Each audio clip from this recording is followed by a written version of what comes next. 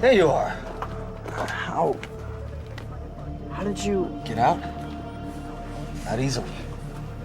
And from what they tell me, I'm alive because of you. I think I owe you a raise. Guys, come on. Let's let the EMTs do their job. You can talk to them later. Allison! You okay? My dad's on his way. You need anything from me? I'm gonna go with you. No, I don't. Okay. And I also don't know what happened to you in there. I don't know what you were thinking. Maybe you weren't, but right now I don't feel like I can trust you.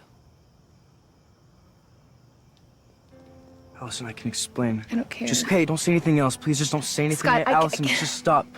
Please, just don't say anything. Stiles' dad is gonna get me right home. I need to make sure my mom isn't freaking out. I'm gonna get a new phone tomorrow morning, and Scott. I'm gonna get a new phone. I'm gonna give you a call. Don't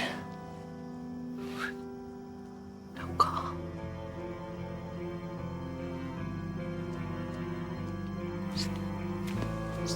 Please don't call me.